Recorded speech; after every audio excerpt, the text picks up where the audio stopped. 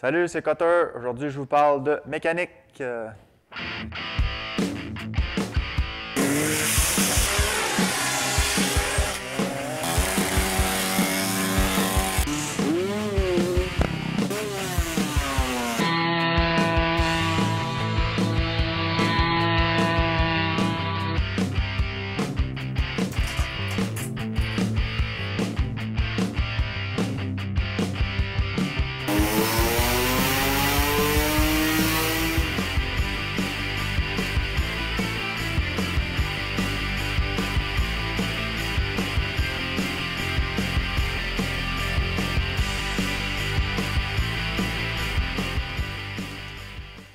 Bonjour tout le monde, re-bienvenue chez Multimécanique PJ. Donc, la semaine passée, on a tout démonté le moteur de mon YZ250.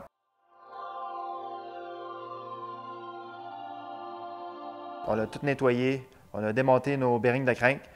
Donc, cette semaine, on va tout remettre ça ensemble. Donc, j'espère que vous avez acheté vos bearings de crank sur cutterfmx.com.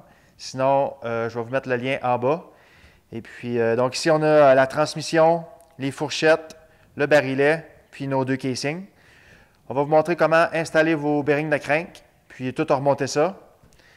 Donc, on y va, on décolle. On va commencer par les bearings de crank. Première chose à installer. On va commencer par chauffer notre casing. On prend une torche au propane, puis on va chauffer tout le tour de la portée de bearing. Quand on atteint une température d'environ 150 degrés Fahrenheit, on va envoyer notre chum chercher notre bearing qu'on avait placé dans le congélateur la veille. On va mettre un peu de lubrifiant et on glisse ça dans le trou. Si vous avez bien suivi les consignes, ça devrait rentrer direct au fond. On va faire la même chose de l'autre côté. On va chauffer tout le tour jusqu'à environ 150 degrés Fahrenheit. Puis on va mettre notre bearing.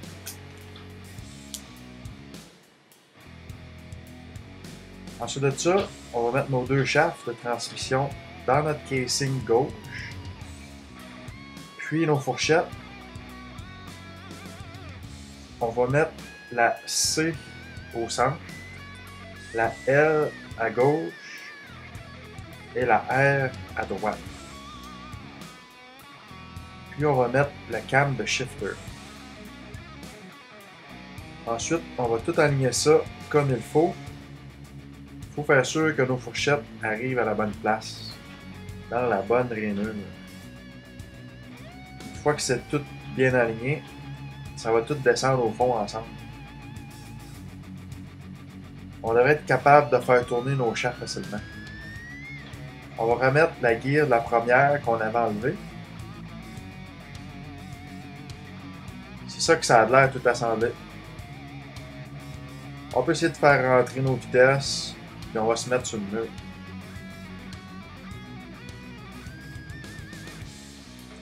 Ensuite de ça, on va chauffer notre bearing à environ 150 degrés Fahrenheit. Et on va envoyer notre chum chercher notre crank qu'on avait mis dans le congèle la veille. Quand c'est à la bonne température, ça descend tout seul direct au fond. Ensuite, on va remettre les dowel pins.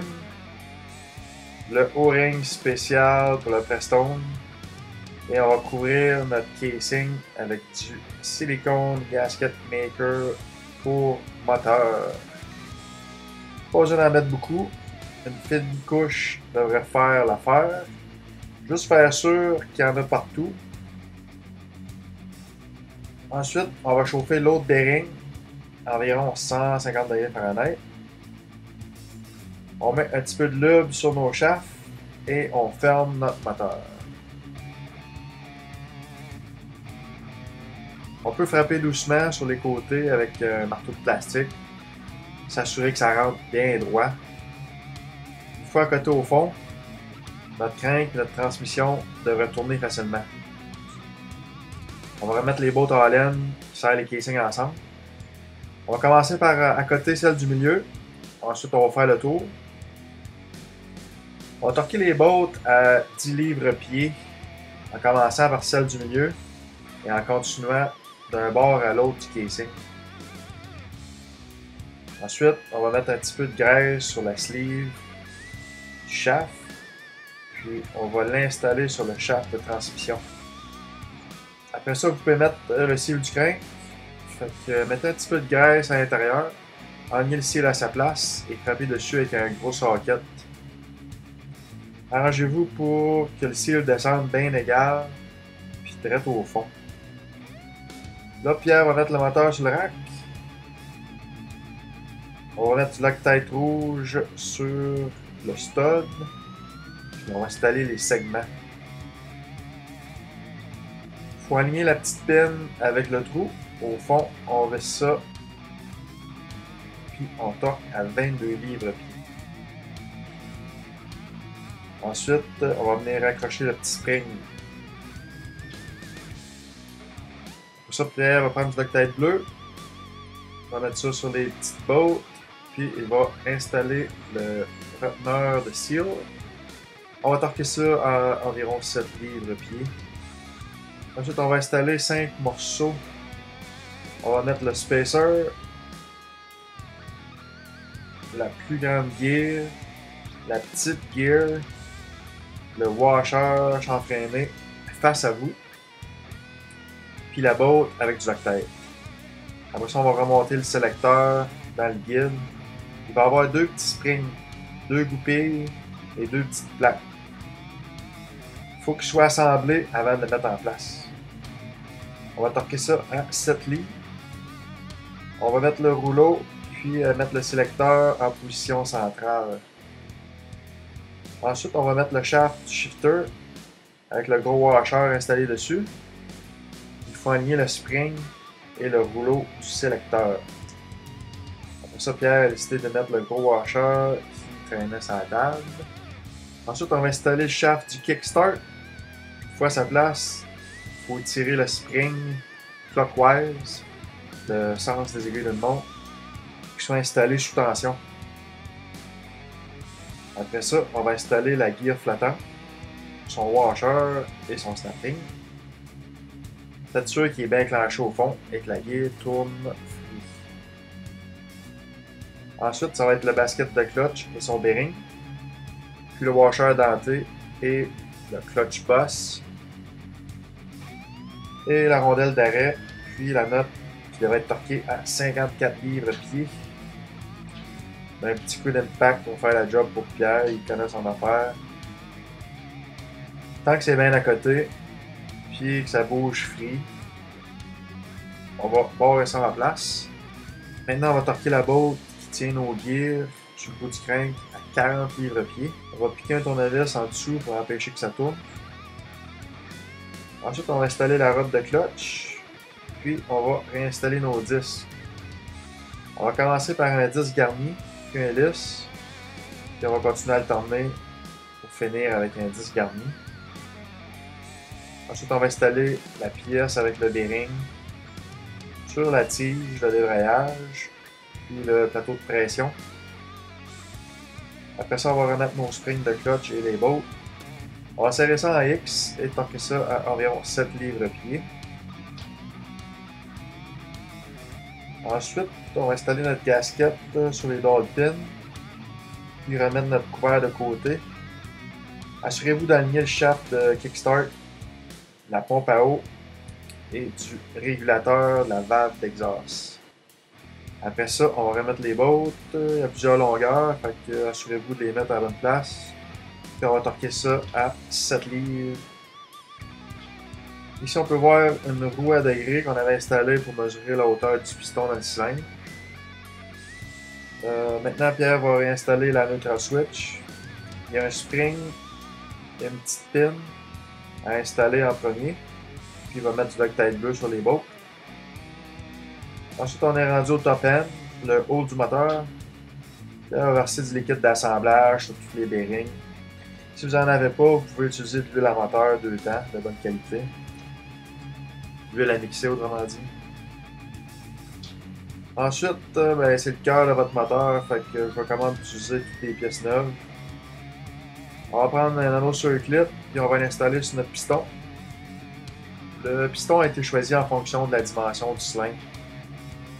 Rendez-vous sur ma boutique en ligne pour avoir plus d'informations sur les grosseurs de piston et les grosseurs de cylindres. Ensuite, on va préparer nos pièces neuves et sortir les sacs.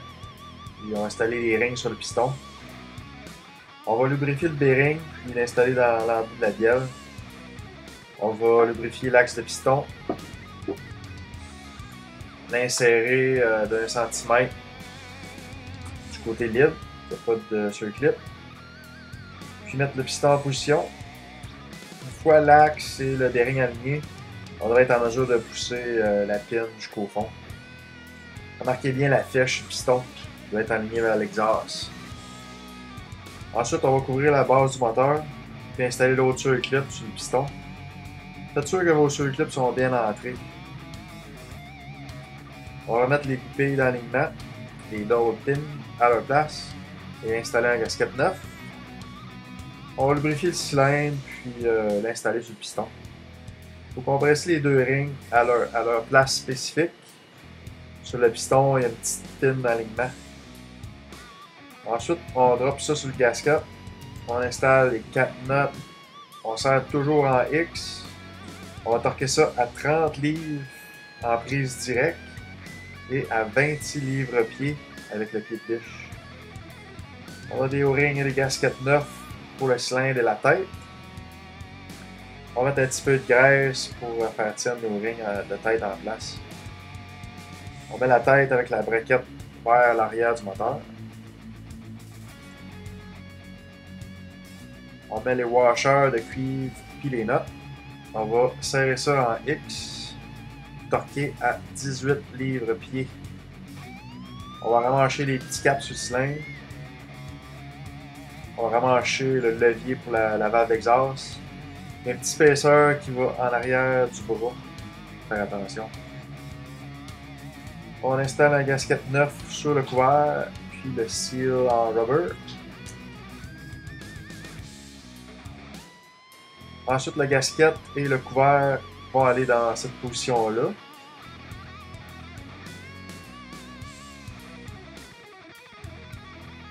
Maintenant, on va remonter les reed valves. Fait que reed, spacer, shim, le gasket, puis le bout. On va serrer ça environ 7 livres-pied, puis on va mettre le collet pour le carburateur.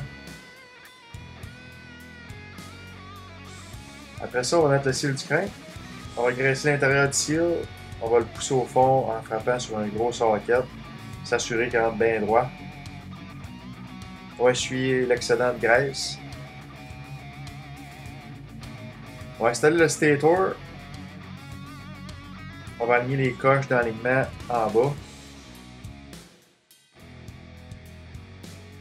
On va serrer ça en place. On a mis le chemin de clé, mais on ne l'a pas filmé. On va aligner la coche du rotor avec le chemin de clé. On va s'assurer que ça rentre bien. On va mettre le washer et la note. Ça devrait être torqué à 40 livres-pied.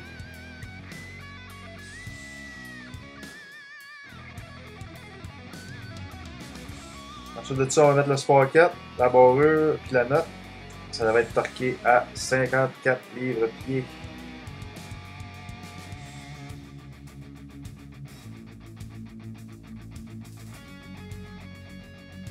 Et on a fini! Bon, ben voilà notre moteur tout complet. Donc, prochaine étape, ça va être le mettre dans le frame. Je ne vais pas filmer les prochaines étapes parce que le temps commence à presser un petit peu. Et puis, je dois tout remonter ça pour aller me pratiquer, pour me préparer pour les shows qui s'en viennent dans quelques semaines. Donc, le prochain épisode va être sur le dyno, donc notre session de tuning. Donc, je vous invite à cliquer « J'aime », à vous inscrire. Et puis, si vous avez des questions, juste à les ajouter dans les commentaires. Ça me ferait un plaisir de vous répondre. Donc, on se voit dans la prochaine vidéo. Ciao!